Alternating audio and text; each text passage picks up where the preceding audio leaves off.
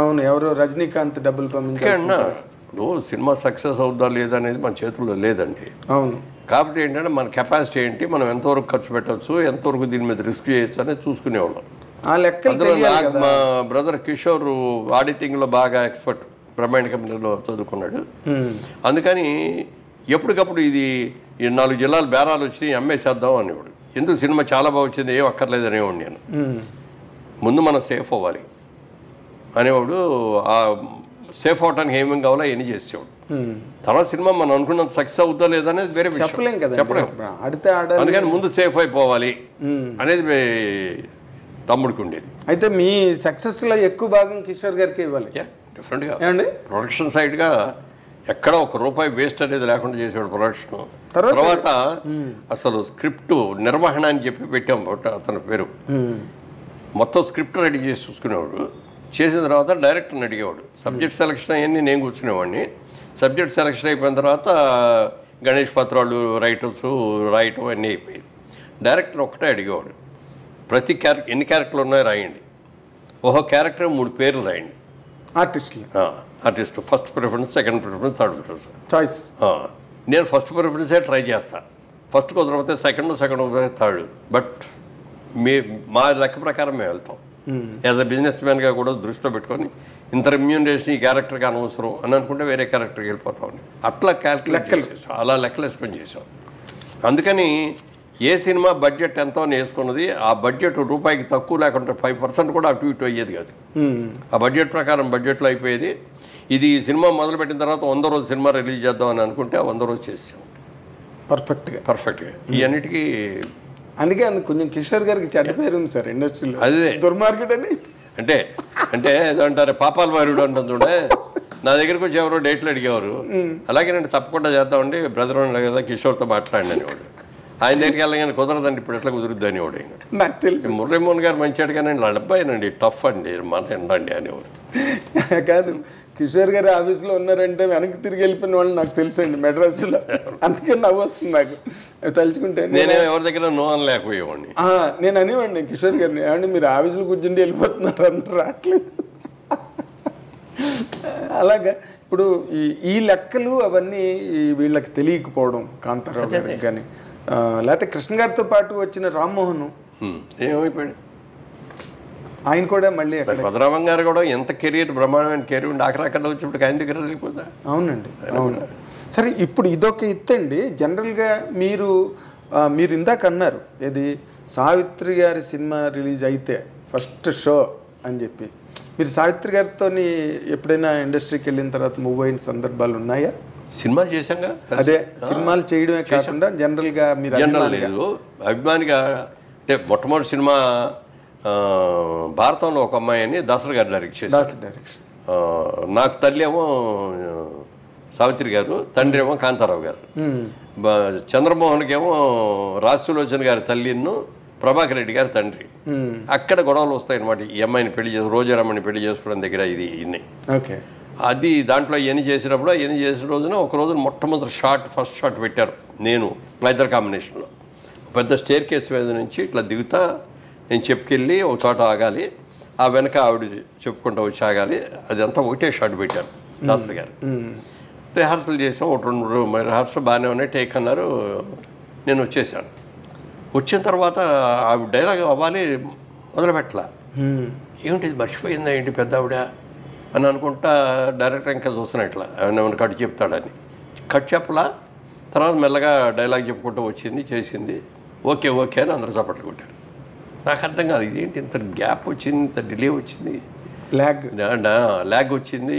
ఆ రోజులో ల్యాగ్ అనేది ఎక్కువగానే వాళ్ళం కదా, ఇంత ల్యాగ్ వచ్చింది. డైరెక్టర్ గారు కూడా ఓకే అన్నారు అని చెప్పి షూటింగ్ అయిన తర్వాత ఆయన అడిగాను నేను, ఏమండి మరి అక్కడ గ్యాప్ వచ్చింది కదా, రిహార్సల్ అంత క్విక్గా చెప్పి ఇక్కడికి వచ్చేవాడు గ్యాప్ వచ్చింది కదా, మరి ఓకే చేశారేంటి అంటే రష్లో వచ్చింది రా, రష్ చూడు అన్నాడు.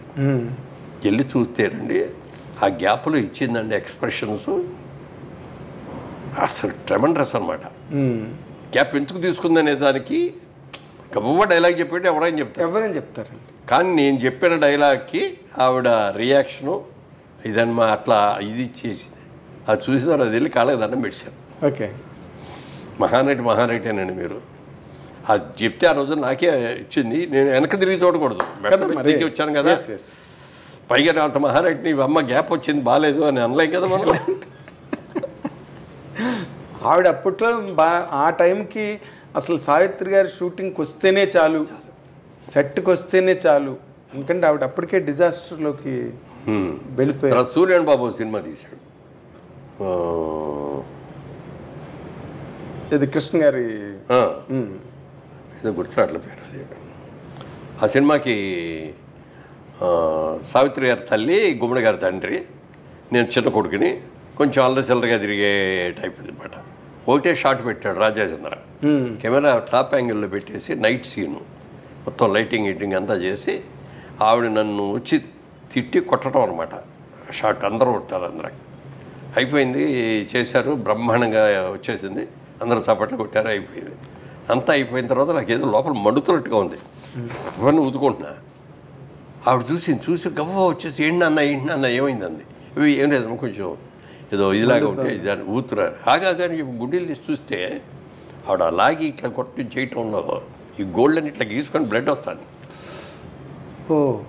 ఇక అక్కడ చూసేసి నాన్న సారీ నాన్న మా ఇంత అద్భుతంగా చేశారు, ఇక్కడ కావాల్సింది అదే ఇంపాక్ట్, ఇక్కడ ఏం తగిలినాయి అది కాదు, ఏముంది నథింగ్ ఇవి అని చెప్పి చేస్తే కూడా అంత వెరీ డెలికేట్ అసలు.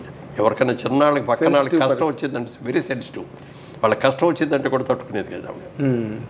అలాగే ఎవరన్నా వచ్చేదన్నా శుభలాకి తీసుకొచ్చి పెట్టారు కాబట్టి దగ్గర ఎంత డబ్బులు ఉంటే అంత డబ్బులు అక్కడ ఇచ్చేసారు.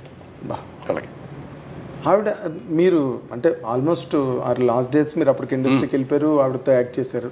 అసలు ఒక్కొక్కరు ఒక్కొక్క కథనం చెప్తారండి సావిత్రి గారి గురించి. ఎవడి వెర్షన్ వాడిది, ఎవరి వెర్షన్ ఆడిదే సావిత్రి గారి. నాకు చూసింది 9 వరకు అయితే అట్లా కొన్ని సినిమాలు రామాయణంలో పిటకల వేట ఇంకా అయ్యో కొన్ని సినిమాలు చేశాం మేము అందరం. ఆ సినిమాలన్నీ చాలా సక్సెస్ అయిన తర్వాత ఆవిడతో బాగా ర్యాప్ విపరీతంగా పెరిగింది. సరదాగా ఆవిడకి కూడా కార్డ్స్ ఆడటం ఇష్టం. 6 గంటలు దాటిన తర్వాత ఆవిడ షూటింగ్ చేసేది కాదు, 6కి వెళ్ళిపోతానని చెప్పేది. ఇది 6కి సీల్ లేదు, 8కో 7 దాకానో 9 దాకానో అయ్యేటట్టు ఉంది అన్నప్పుడు డైరెక్టర్ వచ్చి సైగ చేసేవాడు మాకు, ఆవిడతో కూర్చొని ప్యాకాడేవాడు. ఆయన సైగ చేసేవాడు, సైగ చేసేస్తే ఇక మేము ఆట అయినా కూడా తిప్పేవాళ్ళం కాదు, కార్డు తీసేసి పడేసేసి ఆవిడ షో తిప్పేది. అబ్బా బలి పోయిందండి, ఇంకొక ముక్క వస్తే మాకు అయిపోయేదండి అనేవాళ్ళమే తప్ప. అంటే ఇక అవి పుచ్చుకోగానే అదొక సరదా, దాంట్లో ఇన్వాల్వ్ అయిపోయి ఏ టైం ఎంత అయిందనే చూసుకునేది కాదు. అంతా అయిపోయిన తర్వాత ప్యాక్ ఏంటయ్యా 9 అయిపోయింది, నేను 6కి వెళ్ళిపోతాను, ఇప్పుడు దాకా చేశారేంటి అనేవాడు.